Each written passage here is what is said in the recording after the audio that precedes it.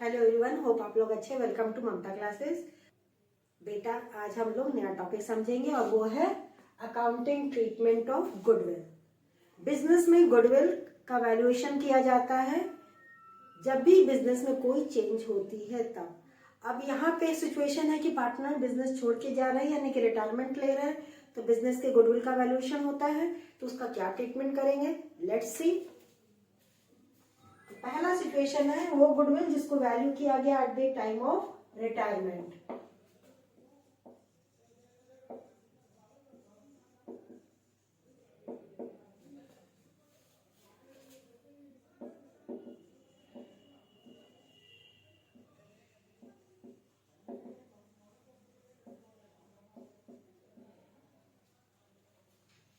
Business से जो भी पार्टनर रिटायर करेगा उसको गुडविल में से शेयर मिलेगा। वो गुडविल जिसको वैल्यू किया गया है तो मिलेगा, तो उसके कैपिटल अकाउंट को क्रेडिट करेंगे और जो कंटिन्यूइंग पार्टनर्स है उनके कैपिटल अकाउंट को डेबिट करते हैं in gaining ratio.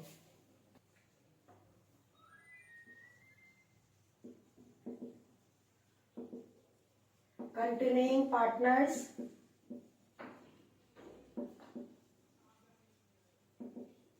capital account debit to retiring partners capital account, और ये हमेशा गेनिंग रेशियो में ही डेबिट होता है।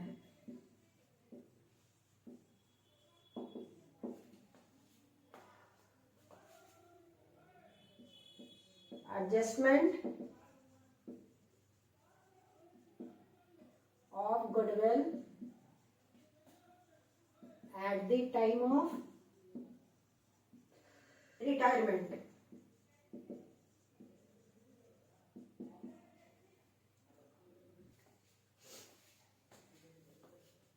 तो जो पार्टनर रिटायर किया बेटा, उसका मेहनत लगा है उस बिजनेस में, तो कंपनसेशन उसको मिलना चाहिए, और ये कंपनसेशन मिलता है उसको in the form of goodwill, क्योंकि वो बिजनेस छोड़ के जा रहा है। अब उसको तो कुछ मिलेगा नहीं बिजनेस से, तो ये कंपनसेशन जो रिमेनिंग पार्टनर्स है या कंटिन्यूइंग पार्टनर्स है वही देते हैं।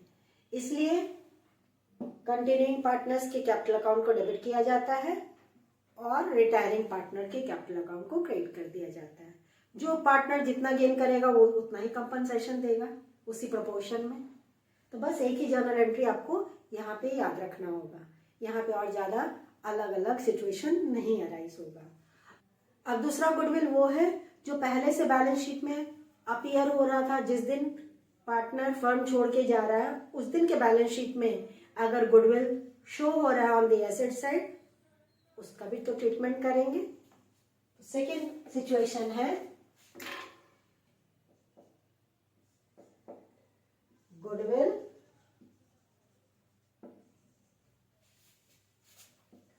already appearing in the balance sheet। ये टॉपिक हालांकि हम लोग पहले पढ़ चुके हैं।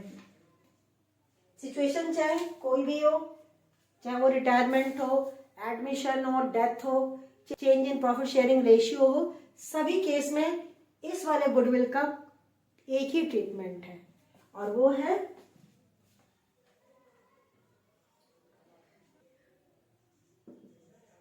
All partners capital account debit to goodwill account. Admission के केस में सिर्फ पुराने पार्टनर्स को ही मिलता है, नए पार्टनर को नहीं मिलता, तो वहां ओल्ड पार्टनर्स लिखते हैं। लेकिन यहाँ पे जो पार्टनर रिटायर करके जा रहा है उसको भी उस गुडविल का शेयर दिया जाता है। ओल्ड बैलेंस शीट से रिलेटेड है तो in the old ratio. Narration goodwill return of.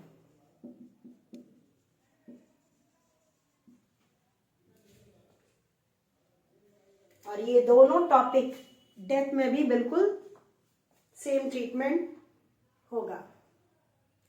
वहां पे रिटायरिंग पार्टनर के जगह पे जो पार्टनर एक्सपायर किया है उसका नाम आ जाता है। और ये वाला तो बिल्कुल सेम रहेगा, सारे पार्टनर्स के कैपिटल अकाउंट को डेबिट करेंगे including that partner also who has expired, या इस केस में जो रिटायर कर रहा है। अब इस टॉपिक से रिलेटेड पहले एक न्यूमेरिकल सॉल्व कर लेते हैं। ये तो सिंपल ही है। इसको अगर अभी तक आपने नोट नहीं किया है तो फटाफट स्क्रीनशॉट ले लीजिए।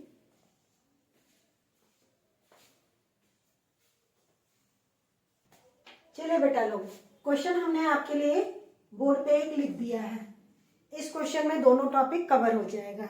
Let's see, X, Y and Z are sharing profits in the ratio of 3:2:1. तीन पार्टनर्स है X, Y, Z, profit sharing ratio 3:1 का है।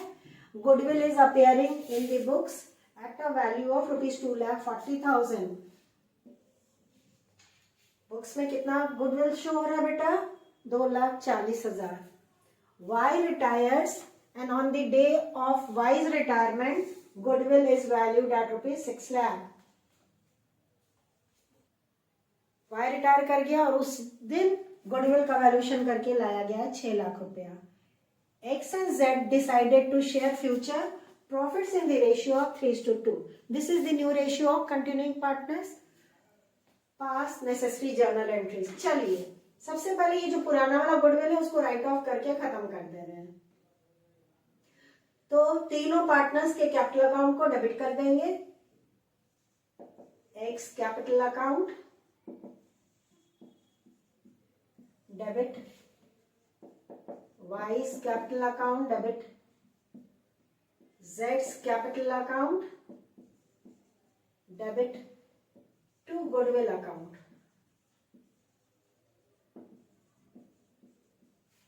$2,40,000। और ये हमेशा पुराने रेशियो में ही राइट ऑफ होता है। पुराना रेशियो बेटा हमारा था 3:2:1। तो पहले पार्टनर को मिलेगा 1,20,000, 80,000 and 40,000। Narration goodwill return of. Goodwill appearing in the balance sheet, written off in old ratio। पहला जर्नल एंट्री समाप्त। दूसरा जर्नल एंट्री जो पार्टनर रिटायर किया है उसको कंपनसेशन दिया जाएगा आउट ऑफ ₹6 लाख। और ये कंपनसेशन कंटिन्यूइंग पार्टनर्स देंगे। गेनिंग रेशियो में तो हमको गेनिंग रेशियो निकालना होगा।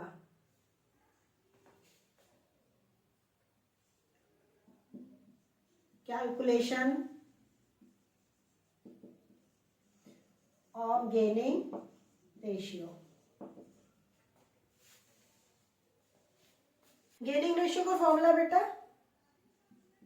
New ratio minus old ratio. X का नया रेशियो है 3/5 माइनस 3/6। तीनों को जोड़ेगा तो डिनोमिनेटर आपका 6 आएगा। LCM 30, 18 minus 15 is equal to 3/30। Z 2/5 minus 1/6, LCM 30, 12 minus 5 is equal to 7/30। Gaining ratio is equal to 3:7। ठीक है ना? दोनों रेशियो दिया था, नया पुराना, हमने आसानी से गेनिंग रेशियो निकाल लिया। दूसरा गुडविल, वाई को कितना मिलेगा? Goodwill of the firm is equal to ₹6 lakh. Y's share is equal to ₹6 lakh into 2/6 is equal to ₹2 lakh.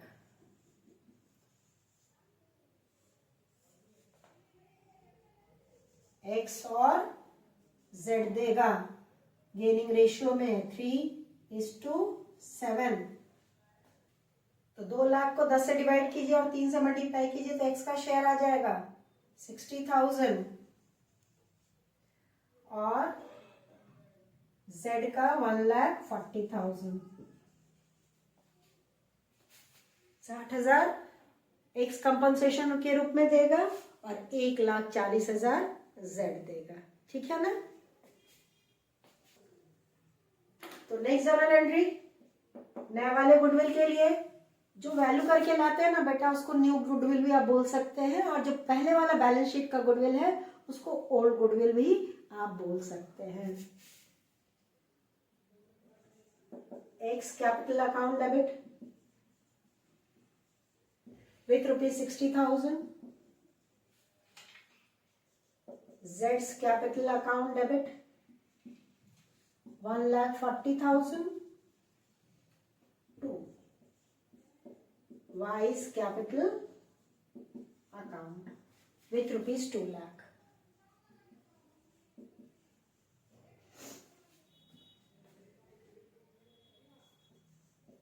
Adjustment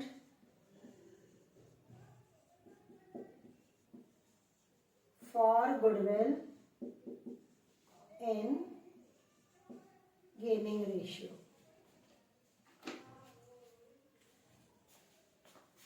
hope आज का टॉपिक्स और न्यूमेरिकल दोनों आपको अच्छे से समझ में आ गया होगा। अपने बुक से जितना प्रैक्टिस आप कीजिएगा उतनी क्लैरिटी आती जाएगी। नेक्स्ट क्लास में बेटा हम लोग नया टॉपिक पे बढ़ेंगे। मिलते हैं नेक्स्ट क्लास में, तब तक अपना ख्याल रखिए, खुश रहिए, बाय।